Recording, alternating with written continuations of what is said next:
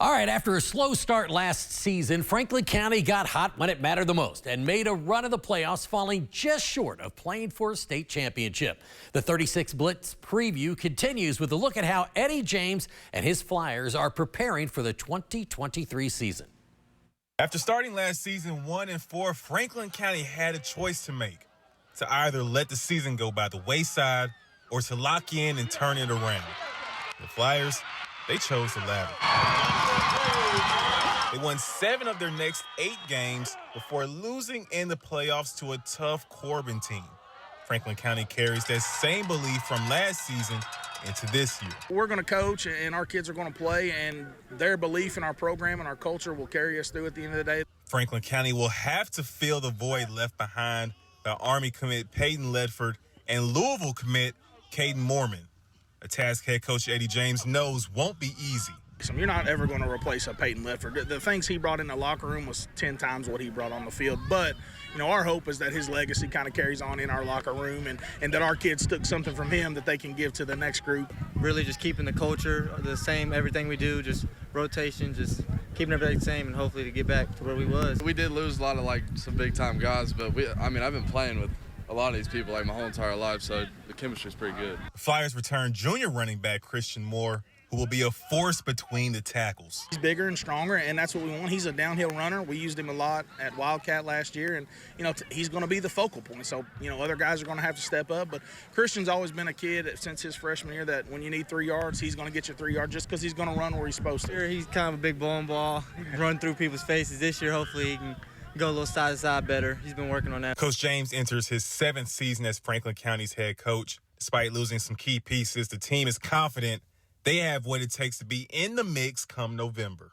It's everything on time, no jogging, nothing. It's just, play hard under him and, we'll run through a wall for him. We've won the region. The Madison Central Indians are entering a new era as former defensive coordinator William Blair has stepped up as head coach to lead the team on both sides of the ball. Senior center Ayari Gillis says that Coach Blair is exactly what their team needs. He's that one coach that kind of knows what they're doing. He's the type that he'll teach you and not just tell you. He's like a real energy coach, so he makes sure that the energy is always high and always hype out here. So it's never dead. It's always lit with him, Coach Blair says that the transition within the coaching staff has been a smooth one. They kind of knew about how I work and how my temperament was with the defense.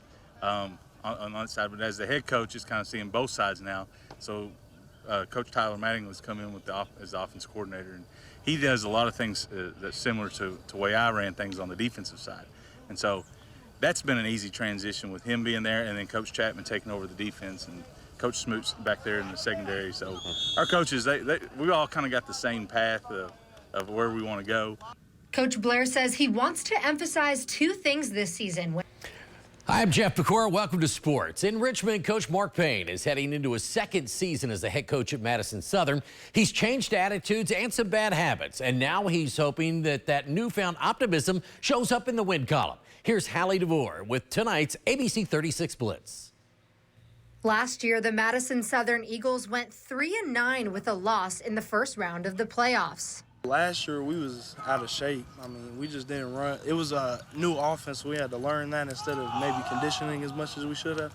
But we took the conditioning serious. We practiced seriously. We used that as our conditioning. We're getting right. Last year was head coach Mark Payne's first year, and he's now heading on to his 2nd year with the program. Coach Payne agrees that the group is stronger this season in terms of physical shape. I really like where we're at right now. I feel last year we really set the foundation. Getting a full year in the weight room, just getting bigger, stronger, and faster has meant a lot to these guys. They had before with COVID, they weren't going in the weight room when I got here. So that was the biggest challenge, just getting everybody physically back to where they need to be.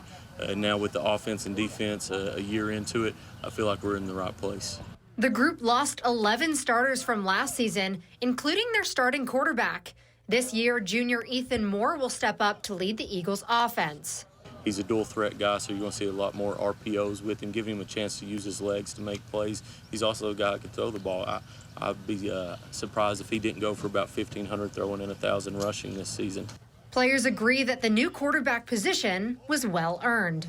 I mean, Ethan works every day. Like, he deserves everything he's getting. Like, he wants it, like, more than anybody, you know. And as quarterback, I mean, I trust him so much. Like, I think he's just an athlete. He's going to make plays. He's going to lead us. He's going to do all that. He's been doing great. He's surprised a lot of people and proved a lot of doubters wrong. He had a lot of doubters at first, but he's turning up. After putting in hard work every day in the offseason, new starting quarterback Ethan Moore is confident in the team's ability to make this year one of their best. We started off with the new coach, and it was weird the first year. We was all just getting used to it, but I think we're starting to click, especially on this new practice and this new schedule we got. It's gonna be good for us. We ready to go, and we getting good. Reporting with the Madison Southern Eagles. Well, we continue the 36 Blitz with a stop here in Lexington with the Lexington Christian Eagles. Head coach Doug Charles and his squad are loaded with talent once again. Will this be the year the Eagles win the state? Our Chris Bolton has the preview. With the start of the season right around the corner, the Lexington Christian Eagles are ready for kickoff. LCA went 9-5 last season, but bring back the core of a roster that's only continued to improve. We've had the best offseason we've had since I've been around. It's our kids really bought in, and our leadership, competition Wednesdays have been great. The results have been fantastic. Senior quarterback and Kentucky commit Cutter Boley leads the charge for the Eagles. His familiarity with the offensive system is poised to shine through now that he enters his second season with LCA. He's really focused on his body. You know, he's gained 20 pounds of muscle. He's put in the work. He's got himself fit and ready to go. He's gotten much stronger. That's one of the things I've noticeably seen. And his confidence is really high. He's a consummate leader.